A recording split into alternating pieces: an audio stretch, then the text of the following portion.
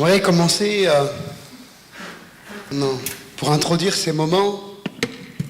J'ai prévu de le faire de formes différentes, mais il faut raconter quelques instants une prière qui a été faite par un jeune de cité il y a quelques années de cela.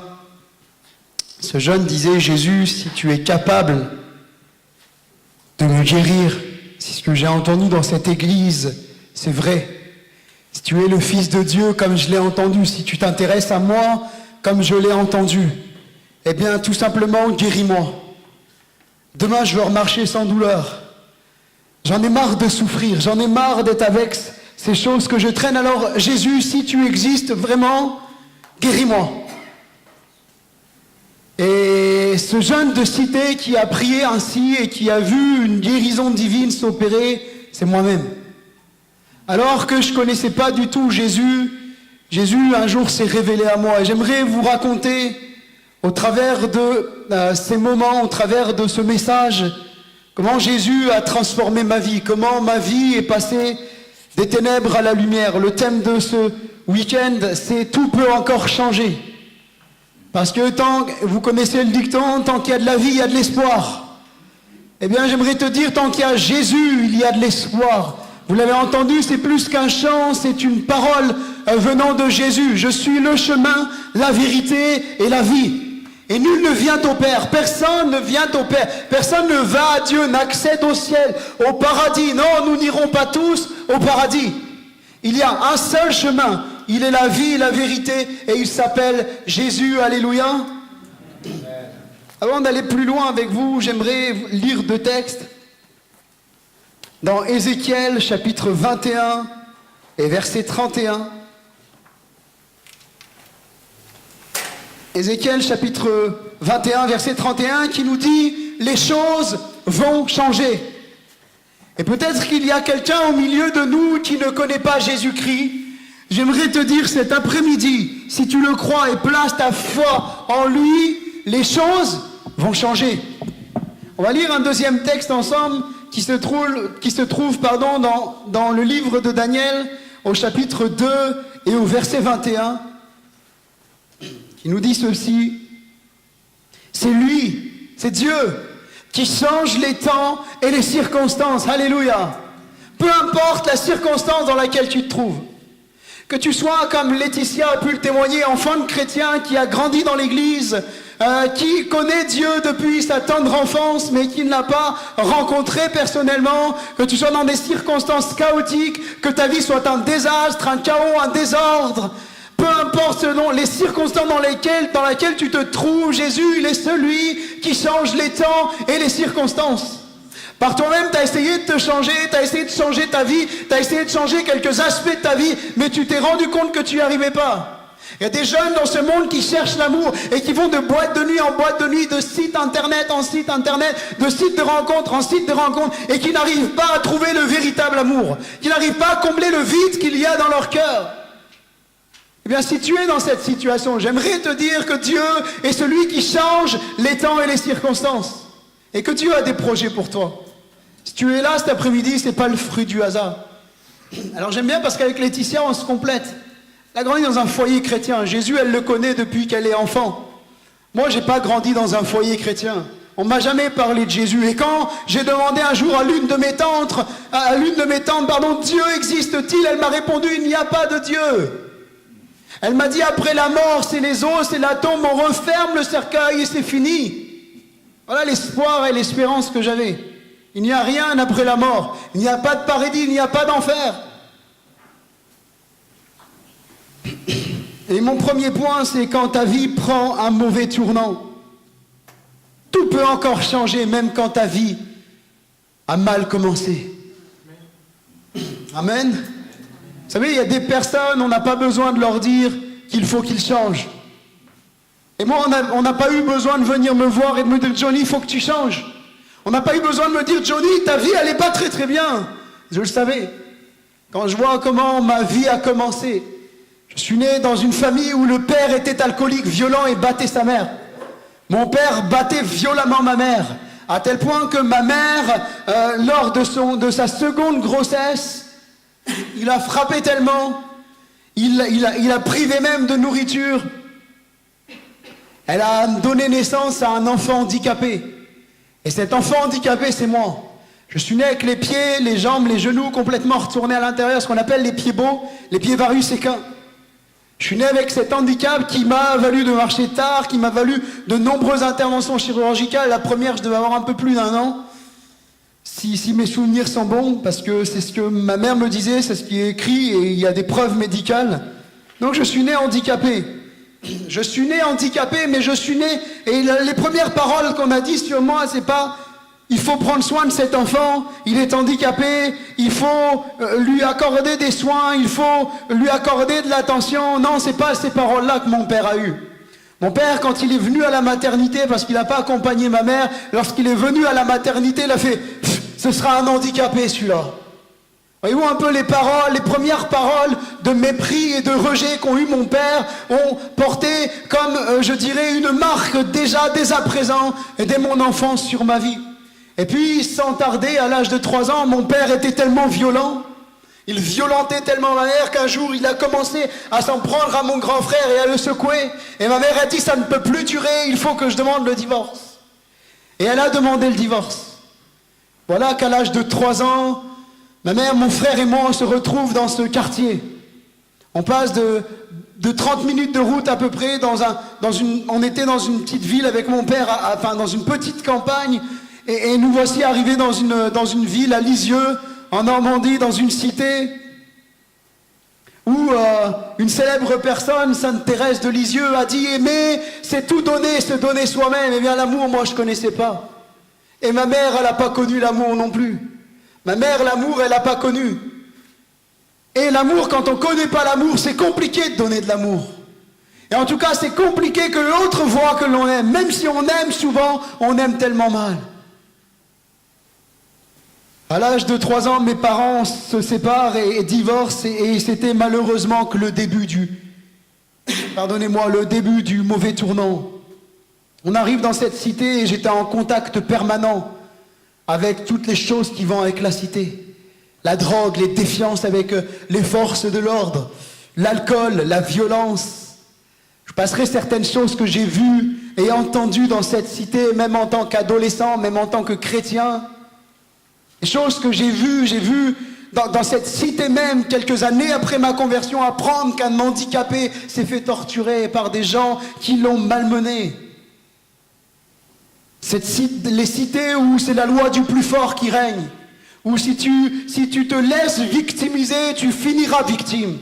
Et moi, il était hors de question avec l'handicap que j'avais de finir dans le statut de victime. C'était pas dans ma mentalité.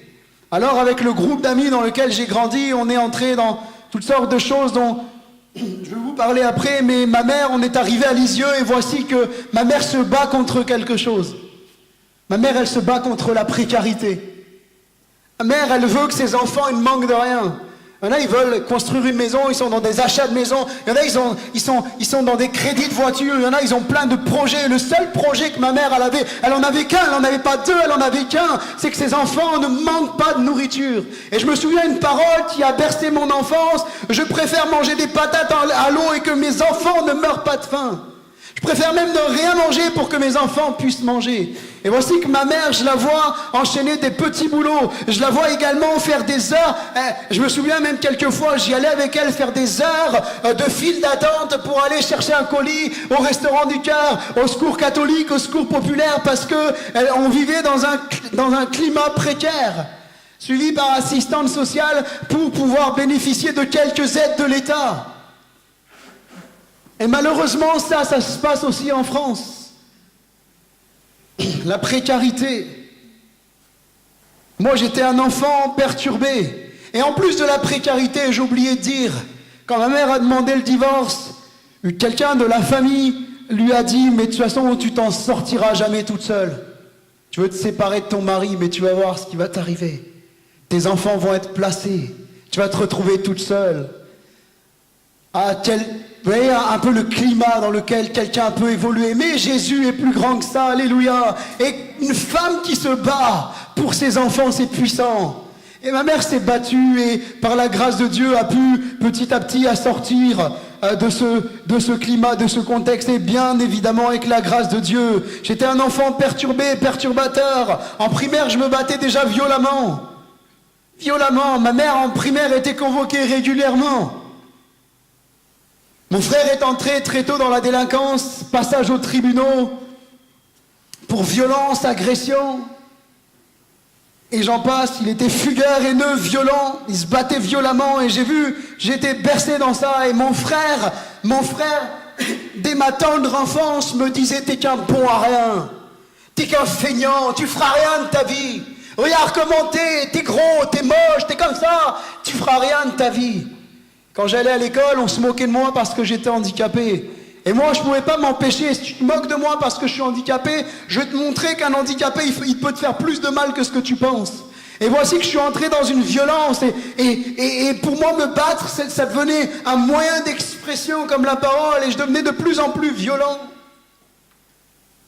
Et puis, à l'âge de 10 ans, ma vie va basculer. C'est le deuxième point, quand ta vie bascule. Et peut-être que tu vis dans un contexte actuellement difficile, où ta vie a pris un mauvais tournant, où il n'y a pas d'espoir pour toi, et même ta vie est en train de basculer en mode sans issue, où ton cœur s'est endurci, où tu as l'impression que tu t'en sortiras pas, et plus tu essayes de t'en sortir, plus on te met la tête sous l'eau. Et même quand ta vie bascule, tout peut encore changer. Tout peut encore changer. Ma vie, elle a basculé à l'âge de 10 ans. Alors qu'on était à table avec ma mère, mon frère, comme de nombreuses fois, une dispute commence à éclater entre ma mère et mon frère. Je me souviens que quand j'étais au collège, bien souvent, j'ouvrais la porte de l'immeuble de la cité dans lequel j'habitais et j'entendais ma mère se disputer avec mon frère et je refermais la porte, j'allais faire un tour. Et là, une dispute éclate, j'ai 10 ans. Je suis à table avec ma mère, mon frère, une dispute éclate et ma mère se met à dire « Arrête de m'énerver, sinon je vais avaler des médicaments. » Et voici que mon frère continue, la voix s'élève, et ma mère commence à attraper ces médicaments pour l'hypertension. Pour ceux qui sont dans le médical, vous savez ce que c'est de consommer une grande quantité de médicaments pour l'hypertension. Et ma mère commence à en avaler un, et puis 2, et puis 3, et puis 4. Et j'ai pas pu compter tous les médicaments qu'elle a avalés. Et mon frère attrape une quantité de médicaments et s'en va comme il a l'habitude de faire et fugue. Et moi, je me retrouve là avec ma mère qui, dans quelques minutes, va commencer à faiblir. J'ai 10 ans, il faut que je fasse quelque chose. Je me jette sur le téléphone, j'appelle les sapeurs-pompiers, j'appelle une voisine et voici que tout s'enchaîne. Ma vie est en train de basculer. Ma mère est emmenée à l'hôpital et puis suite à ça, elle veut pas se laisser faire parce qu'elle sait ce qui va lui arriver. Elle sait en allant à l'hôpital ce qui l'attend. Elle sait très bien qu'elle va pas ressortir demain. Elle sait très bien qu'elle va pas rester dans cet hôpital à Lisieux. On l'interne à l'hôpital psychiatrique de Caen, où elle est enfermée pendant quelques semaines. Et moi, donc, ma voisine me prend en charge. Je vous passe certains détails et voici que ma tante m'amène et vient me chercher et m'amène chez ma marraine. Et les paroles que j'entends dans cette voiture, c'est « Ta mère, vous l'avez rendue folle avec ton frère. Vous êtes tellement dur que vous l'avez rendue folle. Voilà ce qui se passe. Ta mère, je vais t'expliquer ce qui va se passer. Ta mère, elle va s'éclater la tête dans cet hôpital de fous. Tu la reverras pas, ta mère. Et ça, c'est à cause de toi et ton frère. » À l'âge de 10 ans, quand vous entendez ça, je peux vous dire que pour moi, il n'y avait plus d'issue. Je me suis dit, c'est la dernière fois que je pleure. C'est la dernière fois que je pleure. Je ne veux plus verser une larme, ni pour quelqu'un, ni pour quelque chose. Et voici que mon cœur s'est endurci. Ma mère, quand elle est ressortie quelques semaines après, qu'elle nous a repris, je me souviens, ça m'arrivait même quand elle nous corrigeait de la regarder et de lui dire, si ça te fait plaisir, frappe encore. Mon frère était pareil, endurci, dur. J'aimerais te dire, quand ta vie bascule et a touché le fond, tout peut encore changer. Tout peut encore changer pour toi. Peut-être toi, t'en es pas là. Peut-être ta vie, elle n'est pas aussi noire. Le tableau que tu dresses de ta vie, il n'est pas aussi noir. Il est peut-être même comme celui de Laetitia, où tes parents t'ont toujours montré de l'amour, t'ont toujours aimé, ont pris soin de toi, t'ont élevé dans les voies de Dieu. Mais à un moment, tu as décidé de faire un autre choix. Tu as décidé de t'éloigner. Et puis l'église, tu es là, mais en fait, tu n'es pas là quand tu viens. J'aimerais te dire que tout peut encore changer pour toi. Que ta vie peut changer. Alléluia. quand ta vie bascule, quand ta vie sombre de plus en plus, ma vie elle va continuer de sombrer et je vais continuer de suivre cette pente descendante. Vers l'âge de 9-10 ans, mon frère me fait goûter à la première cigarette. Première cigarette égale première toux, mais très rapidement j'ai pris goût à la cigarette. Et la cigarette, c'est une des drogues que j'ai mis le plus de temps à me séparer, une des addictions auxquelles j'ai mis plus de temps à me séparer. J'étais addict pendant des années, j'ai commencé à fumer à 9-10 ans. Et puis, aussi l'entrée dans l'alcool, dans le cannabis en entrant au collège, le vol. Je me souviens avec un copain au collège, c'était un collège-lycée, on allait dans le coin lycéen, on attendait qu'ils se mettaient à jouer au baby-foot, etc. Et on allait leur dépouiller leur sac, on prenait tout ce qu'on pouvait, téléphone portable, etc. Et on revendait ça. Et moi, comme je ne pouvais pas ramener de l'argent sale, entre guillemets, à la maison, je disais à mon pote, écoute, moi je te demande rien, mais juste quand je te demande du tabac, tu m'en donnes, c'est tout. Dans le vol, dans le mensonge, même assis, à donner une apparence qui n'était pas la mienne. Puis la haine, la violence, les bagarres, je me souviens, ma mère était convoquée régulièrement au collège, également dans le bureau du CPE. Et je me souviens même que ma mère ait été convoquée et que j'ai même été exclu quelques jours du collège et le collège pouvait finalement plus me supporter. Et à l'âge de 15 ans, 16 ans, au moment où je me suis converti, j'avais compris que j'étais un peu sur la sellette. C'est là que j'ai décidé d'essayer de suivre une voie professionnelle, alors que c'est pareil, j'étais d'échec scolaire en échec scolaire. Et au quartier, on squattait les appartements en dégradation et tout ce qui va avec. L'échec scolaire, à 16 ans, moi, de toute façon, j'arrête les cours. Pourquoi continuer l'école? Pour gagner 3 francs 6 sous? Pour se faire un SMIC à 1100 €? Alors que certains commencent à dealer, ils se font 3000, 4000 € par mois, je vais commencer à travailler pour 1100 €. Et moi, dans ma tête de jeune, je me disais, je vais trimer comme ma mère a trimé, alors que tout s'offre à moi. Je me souviens, j'avais acheté une petite graine de cannabis. J'avais acheté une petite graine de cannabis à un gars du quartier, et puis mon frère, je sais pas, peut-être qu'il a été inspiré par Dieu ce jour-là, j'en sais rien. Je voulais la faire pousser dans ma cave, et mon frère, je lui montre tout content. Regarde, David, j'ai acheté une graine de cannabis. Il me fait, ah, et pourtant il consommait du cannabis. Il me met une tape dans la main, il me dit, dégage ça. Et la graine tombe, j'ai eu beau la chercher, je ne l'ai pas retrouvée. Et puis ça avait un coût quand même d'acheter ça. Donc je passais à autre chose. Mais même quand ta vie semble sombrer de plus en plus, ta vie, tout peut encore changer dans ta vie. Et c'est là que je veux arriver. Comme dit ce verset, les choses vont changer. Moi, je ne savais pas que les choses allaient changer pour moi. Parce qu'une personne a raison, a dit un jour de moi, lui, il ne changera pas. Personne, quelques années après, quand ma mère se retrouve à l'hôpital, hospitalisée pour un problème de santé, je vais la voir à l'hôpital. Cette personne de ma famille se trouve là. Et avec beaucoup d'émotion, alors que ça faisait des années qu'on était fâchés avec elle, je lui dis, je te demande pardon. Je te demande pardon de l'attitude que j'ai eue. Je te demande pardon parce que cette attitude n'était pas ce que j'aurais dû faire. Et je te demande sincèrement pardon. Et je demande pardon à mon cousin aussi qui était là. Et cette même personne qui disait, de toute façon, il ne changera pas. Cette personne, quand j'ai quitté la chambre, elle a dit à ma mère, qu'est-ce qu'il a changé? Qu'est-ce qu'il a changé? Et voyez-vous, ça on ne peut pas l'attribuer à un homme, un tel changement. Je ne pensais pas être ce que je suis aujourd'hui. Et puis il y a une invitation qui va véritablement être le commencement du changement pour moi. À l'âge de 13 ans, un ami qui m'avait connu petit, qui était devenu un ami bien plus âgé que moi, mais qui était devenu un ami, me dit, on mangeait ensemble et il me dit, je vais te ramener chez toi, je vais à l'église. Je dis, mais pourquoi pas, moi je vais venir avec toi. Il me dit, bah écoute, oui, je vais voir avec ta mère quand même pour être sûr, parce que t'es mineur, etc. Mais pas de souci, j'avais 13 ans et je vais à l'église avec lui. J'avais eu une recherche de spiritualité. Pendant un moment, une recherche de puissance. Parce que ce que je recherchais, c'était la puissance physique, la puissance spirituelle. Et j'avais même cherché dans des bouquins qui parlaient de puissance spirituelle, mais plutôt occulte. J'avais une recherche de puissance spirituelle. Et à un moment, je me souviens, mon frère côtoyait des catholiques et j'avais commencé à réciter la prière de « Je vous salue Marie ». Je la récitais tous les soirs. Et je pourrais même tellement... c'est gravé en moi, je pourrais presque vous la réciter par cœur, cette prière. On va pas le faire, on est dans une église évangélique. Après, votre pasteur vient me voir. Puis en plus, c'est mon futur formateur, alors je fais attention. Et je l'ai récité, mais Marie ne m'a jamais répondu. Ça va, c'est rassuré, Landry. Marie ne m'a jamais répondu. J'ai récité la prière de notre Père aussi. Après tout, elle est dans la Bible. Je l'ai récité, et notre Père ne m'a jamais répondu. Mais le jour où j'ai invoqué Jésus, le jour où je l'ai invoqué, j'ai dit, viens à mon aide, Seigneur. Il s'est passé quelque chose. À l'âge de 13 ans, je rentre dans cette église. Et j'entends un message comme je n'ai jamais entendu parler. Je me sentais pas aimé, moi. J'avais pas l'impression d'être aimé.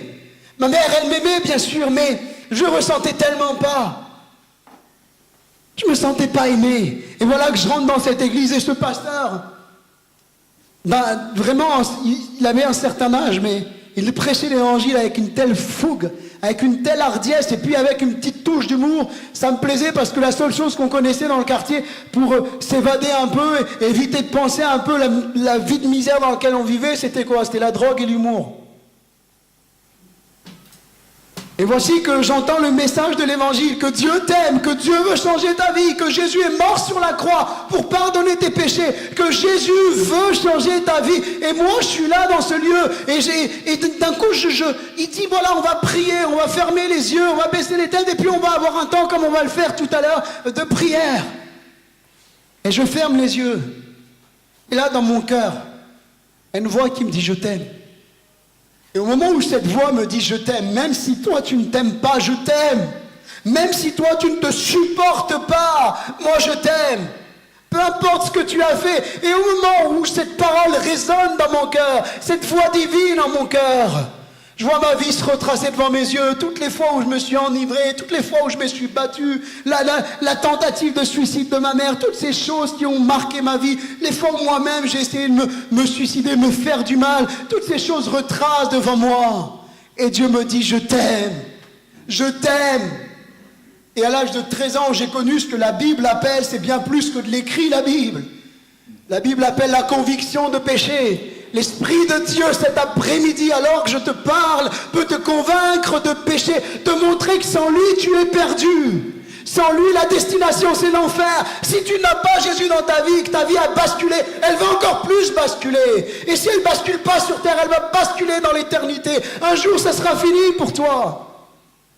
Mais il a encore temps de faire un choix. Parce que Jésus t'aime. Une prière qui va tout changer. J'ai commencé à vous l'expliquer. Moi, ce soir-là, effectivement, mon cœur était touché par Dieu. Je savais maintenant que Dieu existait et que ce qu'on m'avait dit quand j'étais enfant était faux. On m'a offert une Bible, je la lisais de temps en temps. J'étais un peu comme mes amis musulmans au quartier, c'était sur le Coran de la Mecque. Moi, je disais, c'est sur la Bible. Alors que la Bible, je ne la connaissais pas. Et vous? J'y vais quelque chose comme ça, et puis je lisais la Bible de temps en temps. Et puis un jour, à l'âge de 15 ans, je joue au foot. Sur les pelouses du quartier, mais c'est des pelouses, c'est pas les pelouses du stade de Dijon, hein. C'est pas des pelouses de Ligue 1, bon, bientôt de Ligue 2, excusez-moi. Non. Mais non. Il y a quelqu'un qui m'a dit à Pézenas, Johnny, c'est bizarre, parce que tu supportes un club, moi Lisieux, c'est pas loin de Caen, vous savez, tu supportes un club qui s'appelle Caen, qui est dans la chute, et puis tu vas arriver à Dijon alors qu'ils sont au fond aussi. Allez, un petit brin d'humour. Mais, vous voyez, je ne sais même plus où j'en étais. Vous m'avez perturbé, il ne fallait pas le dire, qui me dit Landry. Voilà, donc je disais, je m'ouvre la jambe sur une de mes cicatrices, de mes nombreuses cicatrices en jouant au foot. Je tacle un ami et je suis content parce que je réussis mon tacle. Sauf qu'au moment où je glisse, ma jambe qui me sert pour glisser, elle glisse sur un morceau d'ardoise. Vous savez les ardoises où on écrit à l'école? Ben, nos immeubles, ils étaient faits comme ça. Et je glisse sur un morceau d'ardoise pointu. Et ma jambe sectionnée aux trois quarts. Le muscle plutôt, excusez-moi, de la jambe gauche aux trois quarts sectionné. Je suis en train de me vider de mon sang sur cette pelouse. Heureusement, j'ai des amis et dans le quartier, on essaye de faire un peu de fraternité comme on peut. Et c'est vrai qu'il y a des bons aspects dans le quartier. Le pain qui descend, le lait qui monte. Hein. Et puis là, ses amis me portent à plusieurs parce que j'étais imposant. Je le suis un peu moins, mais j'étais imposant. Et il me porte à plusieurs, il m'amène, j'habite au premier étage, il m'amène chez ma mère et ma mère désemparée voit ce muscle bouger, voit presque l'os en dessous et ma mère un peu paniquée et voici qu'un pompier qui habitait en dessous monte, me fait les premiers soins, m'emmène à l'hôpital, résultat, 20 agrafes sur la jambe, sous morphine à l'hôpital, opéré rapidement et puis je ressors avec un traitement de codéine assez fort qui ne me réussissait pas forcément parce que le pied se posait par terre mais je souffrais tellement que je ne posais pas le pied par terre. Donc pour me faciliter, il y avait un animateur au quartier qui m'avait prêté un fauteuil roulant. Et comme l'habitude, j'ai été longtemps, plus d'1 an même, quand j'avais 6 ans en fauteuil roulant à cause de mon handicap. J'étais habitué au fauteuil roulant. Et à l'âge de 15 ans, je suis dans ma chambre tout seul. Ça fait 15 jours à peu près, les médecins me donnent 1 mois avant de remarcher. Parce qu'après, je dois me faire opérer suite à mon handicap de l'autre pied. Et je suis là dans ma chambre tout seul et je dis, Jésus, si tu es vraiment le Fils de Dieu, si ce que j'ai entendu dans cette église c'est vrai, eh bien si tu t'intéresses à moi, guéris-moi. Moi j'ai rien à te donner, regarde ma vie comme elle est. J'ai rien à te donner, mais ce que j'ai, je te donne ma vie, Jésus. Si tu me guéris, ça voudra dire que tu t'intéresses à moi. Et il y a un texte dans la Bible qui dit, mettez-moi de sorte à l'épreuve, dit l'Éternel, et vous verrez si je n'ouvre pas les écluses des cieux. Et si je ne réponds pas à la bénédiction en abondance, et j'ai mis Dieu à l'épreuve ce soir-là, je lui ai dit, c'était vraiment le Fils de Dieu, demain je leur marcher. Et je lui ai dit, même si c'est en boitant, mais je veux plus souffrir. Et le lendemain, je prends mes cannes pour aller dans ma chaise roulante. Donc, comme à l'habitude, je pour m'appuyer sur ma jambe droite et commencer à marcher en béquille. Et voici que je sentais une force être revenue dans ma jambe. Les béquilles, je les pose, le bord du lit, et je me mets à marcher. Et vous voyez, j'avais même plus mal. Mais ce que j'avais dit, Dieu exauce parfois les prières à la lettre. C'est-à-dire que je n'avais plus du tout mal, j'avais encore ces 20 agrafes sur la jambe, mais je boitais. Vous voyez? Et Jésus m'avait complètement guéri. Et Jésus est capable de te guérir. Je ne sais pas quelle est ta maladie, je ne sais pas ce que tu traverses. Moi, on m'avait dit, à cause de mon handicap, tu ne peux pas passer plus de 10 minutes debout. Pour ceux qui ont un chronomètre, vous regardez combien de temps je prêche. Ça se trouve, vous êtes en train de vous dire, il est long, hein? Voyez-vous le miracle de Dieu? Je ne pouvais pas passer plus de 10 minutes à 15 minutes debout. Inapte à la station de debout prolongée, comme le disait mon professeur en médecine. C'est pas moi, c'est mon professeur qui le disait. Et voilà que le miracle est arrivé, complètement restauré, guéri par Jésus. Et pas une guérison simplement physique. Quand Jésus fait quelque chose, il transforme les sphères entières d'une vie. Alléluia. Jérémie 29, 11 va dire quelque chose. Ce texte nous dit, je connais les projets. Vous le connaissez par cœur, ce texte chrétien. Que j'ai formé sur vous, dit l'Éternel. Les projets que Dieu a formés sur toi, tu sais c'est quoi? C'est pas des projets de malheur. Le diable, il a des projets de malheur sur ta vie. Le diable, il avait des projets de malheur sur ma vie. Il voulait ma perte. Il voulait la perte de ma mère, de ma famille. Le diable, il est venu pour détruire. Jésus va dire pour détruire, piller les vies.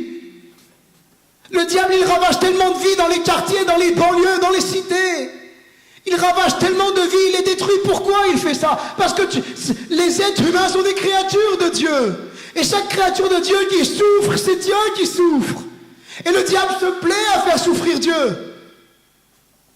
Mais Jésus, quand il fait quelque chose, c'est extraordinairement beau. C'est puissant.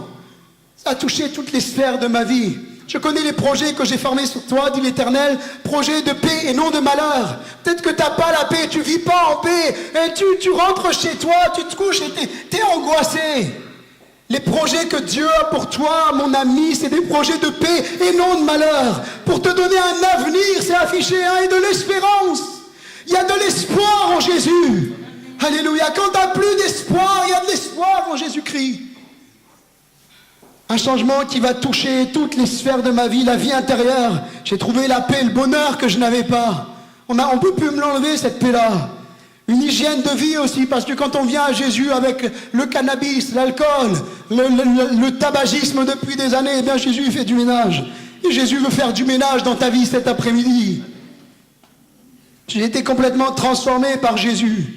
Moi, j'avais pas confiance en moi. Imaginez-vous, avec toutes ces paroles où on vous rabaisse constamment. Si on m'avait dit un jour, tu parleras des personnes comme ça dans un lieu de culte, jamais j'aurais pu le penser. C'était pas possible. J'ai été libéré du tabac, ça a été compliqué pour moi. Je me suis converti à 15 ans. J'ai vraiment été détaché du tabac à l'âge de 17 ans, quelques semaines avant mon baptême. Et j'avais dit, Seigneur, si tu ne me délivres pas du tabac avant le baptême, je ne me fais pas baptiser. Et par un acte de foi, j'ai dit, écoute, tu vois, c'est la dernière, il faut que tu m'aides. J'ai essayé plein de fois d'arrêter tout seul, je n'ai pas réussi. Et Jésus a œuvré, Jésus a travaillé, ça a été dur, mais Jésus a su m'aider. Et puis ma vie intellectuelle aussi. Bon, je ne suis pas allé jusqu'à un bac plus 5. Mais Jésus a touché ma vie intellectuelle. Dieu a placé aussi des personnes sur notre route. Si c'est filmé, les personnes, elles se reconnaîtront. Dieu place aussi des personnes sur notre route qui savent nous booster un peu. Parce que c'est ça aussi, quand on vient à Jésus, on trouve une famille. Moi, quand je suis venu à l'église, ça a été une éducation pour moi. Pour moi, je tutoyais tout le monde, il n'y avait pas de soucis, c'était... Et puis en fait, j'ai vu que c'était pas ça la vie. Ça a été une rééducation. Et puis c'est merveilleux parce qu'on a une famille qui nous aide à ça. Et je me souviens, cet ami que Dieu me place à mes côtés, c'était mon pasteur. Et puis mon pasteur, il me dit, Johnny, tu arrêtes pas là, tu vas jusqu'à un BEP. Donc je vais faire un BEP que j'aime pas du tout en plus. Mais je croyais que c'était un bon BEP, mais en fin de compte, ça c'est ce qu'on nous vend, mais c'était pas ça. Je fais ce BEP, je l'ai, puis je dis c'est bon, maintenant j'arrête. Non, tu vas faire un bac. Mais je vais pas faire un bac, moi, je viens de la cité. Qu'est-ce que je vais l'avoir avec mention -15 le bac. Qu'est-ce que tu veux que j'aille passer le bac? Il me dit va jusqu'au bac. Donc j'essaye de trouver un bac qui me correspond un peu, pas trop élever le niveau, bac professionnel, bac... Bon allez, je passe un bac professionnel dans le social et logement. Et puis il me dit, c'est bien, t'as ton bac, maintenant tu vas passer un BTS. Ça va pas. Et j'ai passé un BTS, j'ai le niveau, hein, j'ai pas réussi à le valider malheureusement.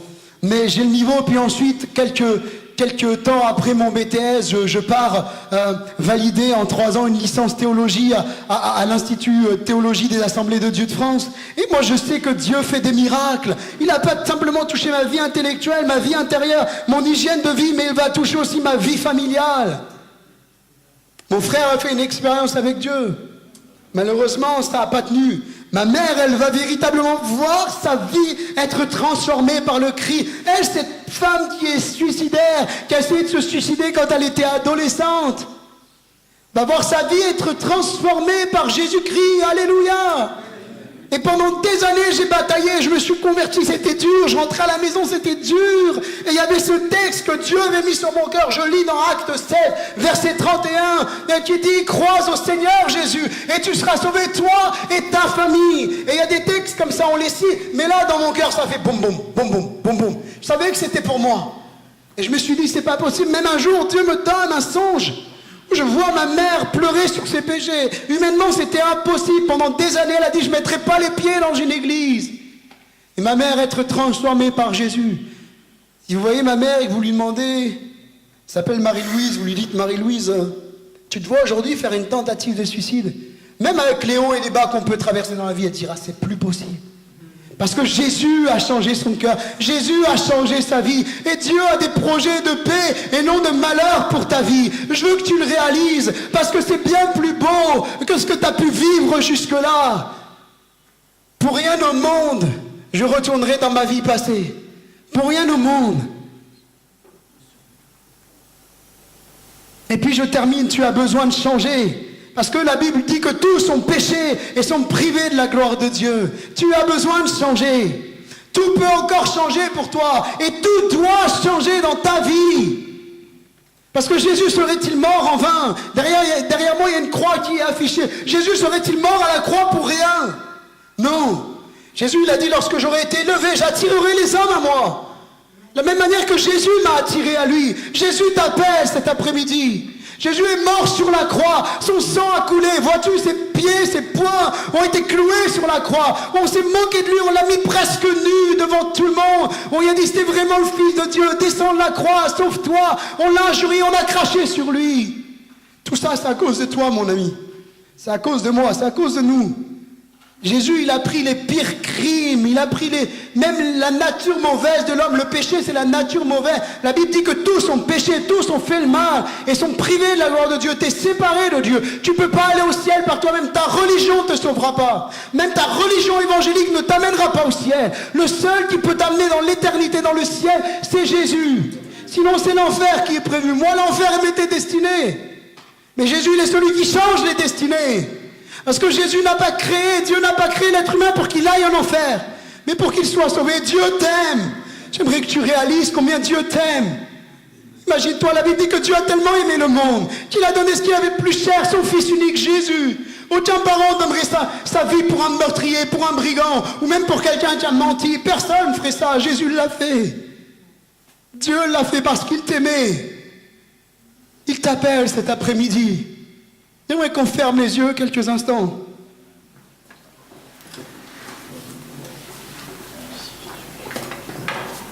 Il y a un seul chemin, nous l'avons chanté tout à l'heure.